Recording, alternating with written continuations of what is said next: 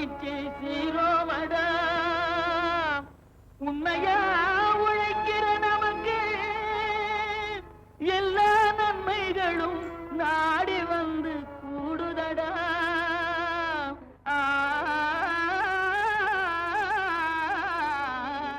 மாத்தியோசிச்சேங்க பகுதியில் தமிழ்நாட்டில் உள்ள நீலகிரி மாவட்டத்தில் வாழும் பழங்குடியினரின் வாழ்வாதாரத்தை மேம்படுத்தவும் அவர்களின் வருவாயை அதிகப்படுத்தவும் நோக்கமாக இந்திய வேளாண் ஆராய்ச்சி கழகம் பழங்குடியினரின் துணை திட்டத்தின் கீழ் 2011, 2012, 2013 நிதியாண்டுகளில் பந்தலூர் மற்றும் கூடலூர் தாலுகாவில் வசிக்கும் பழங்குடியினருக்கு நாட்டு கோழிகள் வழங்கப்பட்டு அதன் மூலம் தேவையான கோழி முட்டைகளை உற்பத்தி செய்யவும் தன் குடும்ப தேவைகளுக்கு போக அதிக முட்டைகளை விற்பதற்கான வழிமுறைகளை வகுத்து பழங்குடியினருக்கான உபதிட்டத்தின் மூலமாக புறக்கடை கோழி வளர்ப்பின் மூலம் தனது வாழ்வாதாரத்தை பெருக்கிக் கொண்ட நீலகிரி மாவட்டம் பந்தலூர் தாலுகா தேவாலா அஞ்சல் வாழக்கொள்ளி கிராம விவசாயி தேவி தனது அனுபவங்களை நம்மிடம் கூற கேட்டபோது,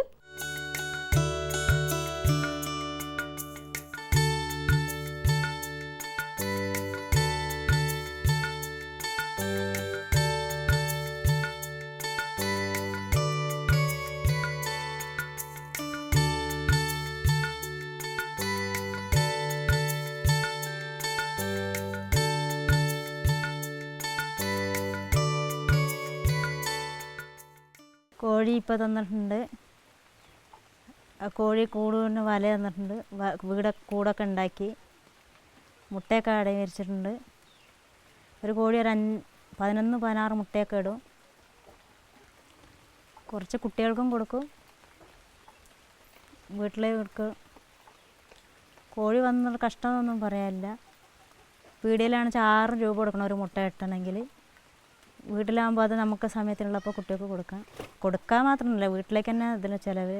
വീട്ടിൽ ഞങ്ങൾക്ക് ഇരിക്കണവർക്കൊരു പണിയാവും. ഇനിയും തന്നാൽ അതേപോലെയൊക്കെ ഒരു തൊഴിൽ പോലെ ഇതെടുക്കാനൊക്കെ ശരിയാണ്. ബുദ്ധിമുട്ടൊന്നുമില്ല കോഴീനെ കൊണ്ട്. തീറ്റയ്ക്ക് മാത്രം ഇച്ചിരി പ്രയാസം മാത്രമേ ഉള്ളൂ. ഇപ്പം 6 കോഴി തന്നു. അതിൽ കുറച്ച് മുട്ടയൊക്കെ ഞങ്ങൾ കുട്ടികൾക്കും കൊടുത്ത് തിന്നിട്ടും അട വരച്ചിട്ടും ഇപ്പോൾ ഒരു 16 കോഴി ഇരിക്കും. 4 ചെറിയ കുഞ്ഞുങ്ങളും ആയിട്ട് ഇരിക്കും.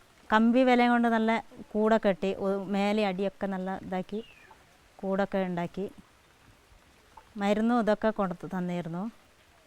ഇതുവരെ ഇവിടെ ഇവർ തന്നവരെന്നല്ല തീനി കൊടുത്തു, കോഴിത്തീനിന്. വേറെ അരിയും ഗോതമ്പ് വാങ്ങിച്ചാൽ ഗോതമ്പ് കൊടുക്കുകയും ചെയ്തു. എന്നാലും ഒരു 2 കോഴിക്കുട്ടി ചത്തുപോയി. വായ ഇങ്ങനെ പൊളിച്ചിട്ട് വന്നിട്ട് ചത്തുപോയി. മരുന്നൊക്കെ കൊടുക്കുകയും ചെയ്തു. மலைப்பகுதிகளில் நிழலுக்காக பயிரிடப்படுவது வெண்ணெய் பழம். இது அதிக கொழுப்புச்சத்து நிறைந்த பழமாகும். பல நிறங்களில் உடைய வெண்ணெய் பழம் சாகுபடி எவ்வாறு நடைபெறுகிறது என்பது குறித்து இப்போது விளக்குகிறார் திண்டுக்கல் மாவட்டம் தடியன்குடிசை தோட்டக்கலை ஆராய்ச்சி நிலையத்தின் தோட்டக்கலை துறையின் உதவி பேராசிரியர் முனைவர் ஆர் அருண்குமார் அவர்கள்.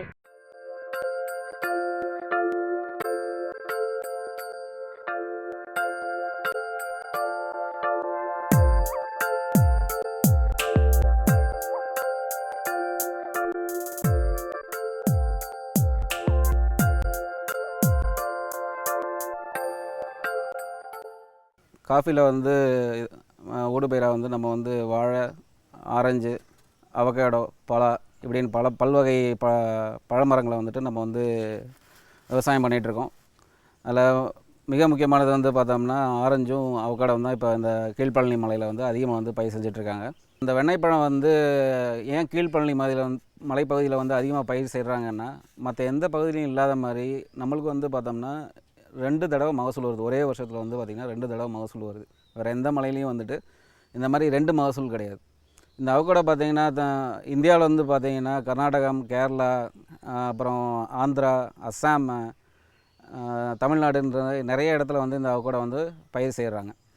இப்போ நம்ம தோட்டக்கலை ஆராய்ச்சி நிலையம் தடியன்குடிசைக்கு என்ன சிறப்பு அப்படின்னா, 1996ஆம் ஆண்டு வந்து ஒரே ஒரு வகை வந்து ரிலீஸ் பண்ணியிருக்காங்க. அதாவது TKD1 என்று சொல்லக்கூடிய அவகேடோ ஏஷியாவிலே இது வரைக்கும் ரிலீஸ் பண்ண ஒரே வெரைட்டி இது தான். அந்த பெருமையை வந்து இந்த தோட்டக்கலை ஆராய்ச்சி நிலையம் தடியன்குடிசையே சேரும்.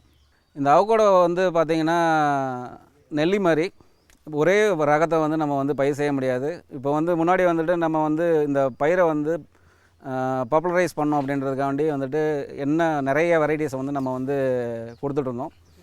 இப்போ வந்து பார்த்தோம்னா வணிக ரீதியாக பார்த்தோம்னா பழத்தை வந்து 2 வகையாக பிரிக்கிறாங்க.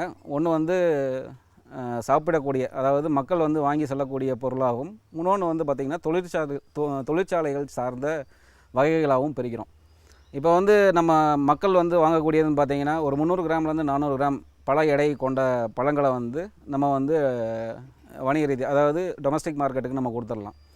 அதே மாதிரி இப்போ தொழிற்சாலைகள் சார்ந்த பகுதிகளுக்கு வந்து நம்ம கொடுக்கணும் அப்படின்னு நீங்கள் நினச்சிங்கன்னா பழம் வந்து எடை வந்து குறைந்தது 750 கிராமுக்கு மேல் தான் இருக்க வேண்டும்.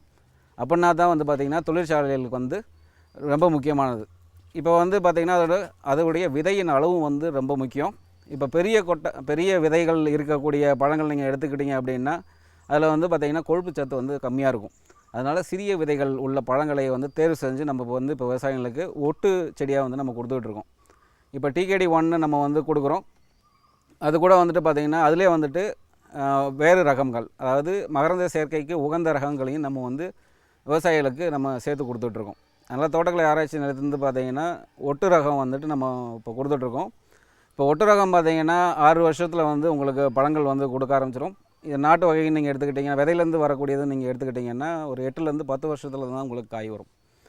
இப்போ நம்ம தோட்டக்கலை ஆராய்ச்சி நிலையம் தடையங்குடிசியில் வந்து இன்னொரு முக்கியமான ஒரு அம்சம் என்னென்னா, இந்தியாவிலேயே வந்து பார்த்திங்கன்னா, அதாவது ஒரு ஆராய்ச்சி நிலையம் வந்து அவகோடோ வந்து ஆராய்ச்சி செய்கிறாங்கன்னா நம்ம தடையங்குடிசியில் மட்டும்தான் வந்து அந்த ஆராய்ச்சி வந்து நம்ம மேற்கொள்கிறோம்.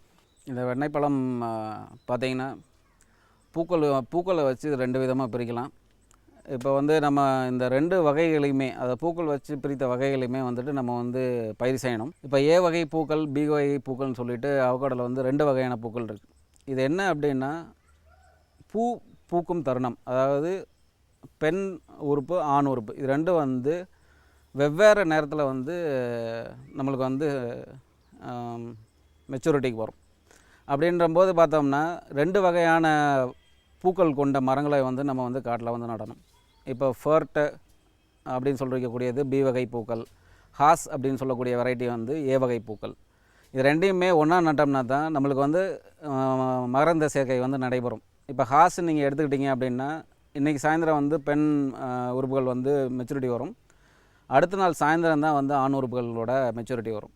இப்போ வந்து அதே மாதிரி ஃபர்ட் அப்படின்னு சொல்லக்கூடிய வெரைட்டி வந்து நம்ம வந்து பயிர் செய்தோம் செஞ்சோம் அப்படின்னா பெண் உறுப்புகள் வந்து 2வது நாள் மத்தியானம் வந்துட்டு பெண் உறுப்புகளும் அடுத்த நாள் காலையில் வந்து ஆண் உறுப்புகளும் வரும். ஸோ இந்த மாதிரி வந்து 2 வகையான நேரங்களில் வந்துட்டு பூக்கள் பூக்கும். அதனால் வந்துட்டு இந்த மாதிரி 2 வகையான வெரைட்டிகளை வந்து நம்ம வந்து கண்டிப்பாக வந்து அவகோடோ வந்து நம்ம வந்து வைக்கணும்.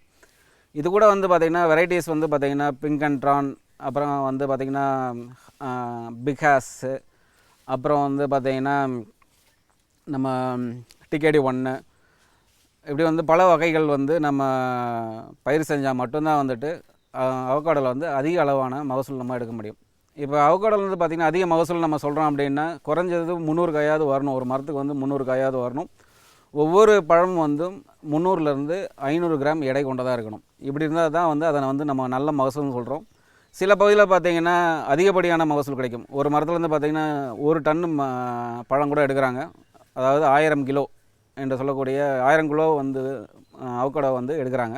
இப்படி எடுக்கும்போது என்ன ஆகும் அப்படின்னா சீராக வந்து காய்க்காது. அதாவது ஒரு வருஷம் வந்து 1 டன் எடுப்பாங்க, அடுத்த வருஷம் பார்த்திங்கன்னா 300 கிலோ கூட கிடைக்காது. அதுக்கப்புறம் பார்த்திங்கன்னா அடுத்த வருஷம் பார்த்திங்கன்னா 500 கிலோ வரும். இப்படி சீராக வந்து நம்ம அறுவடை செய்யணும்னா 300 கிலோ, அதாவது 300 கிலோ வந்துட்டு ஒரு மரத்துக்கு வந்து எடுக்கிற மாதிரி வந்து நம்ம வந்து பழங்களை வந்து வச்சுக்கணும். மீதி பழங்களை வந்து நம்ம கிள்ளி விட்டுறது நல்லது. அதாவது பழம் கிள்ளுதல் அப்படின்றது வந்து எந்த விவசாயம் பண்ணுறதில்ல. பட் இந்த மாதிரி பண்ணிங்கன்னா சீரான விவசாயம் வந்து கண்டிப்பாக வந்து நடக்கும். அப்போ வந்து நம்மளுக்கு வந்து நல்ல மகசூல் கொடுத்து ஒரு மரம் பார்த்திங்கன்னா இப்போ ஆவரேஜாக வந்து எல்லாரோட ஃபீல்டுமே வந்து பார்த்திங்கன்னா குறைஞ்சது 2000 ரூபாய்க்கு வரைக்கும் போகுது. ஒரு மரம் வந்து ஏலத்துக்கு வந்து பூக்கும் போதே வந்து ஏலம் எடுத்துகிட்டு போயிடுறாங்க. அது காய் வருதா வரலையான்றது வணிக ரீதியாக தெரியறதில்ல. பட் இருந்தாலும் வந்துட்டு பூக்கும் போதே வந்து ஒரு மரத்தை வந்து குறைஞ்சது 2000 ரூபாய்க்கு வந்து வணிக ரீதியாக ஃபிக்ஸ் பண்ணிட்டு போயிடுறாங்க. அதாவது ஒரு ஏக்கருக்குன்னு பார்த்திங்கன்னா நம்ம 90 மரம் கிட்ட வச்சுருக்கோம். 100 மரம்னு கூட வச்சுக்கோங்க. 100 மரத்துக்கு நீங்கள் வந்து 2000 ரூபாய், அதாவது 2000 விகிதம் நீங்கள் போட்டிங்கன்னா கூட கிட்டத்தட்ட 2 லட்ச ரூபா வந்து உங்களுக்கு அவகோடோலேருந்து வந்தது. இப்போ இந்த அவகோடா மரம் வந்து நம்ம காப்பிக்கு வந்து ஊடுபயிராக மட்டும்தான் வச்சுருக்கோம். இதுக்கு நம்ம எந்த ஒரு பயிர் பாதுகாப்பு முறையோ இல்லை வந்து உரமிடுதலோ நம்ம செய்கிறதில்ல.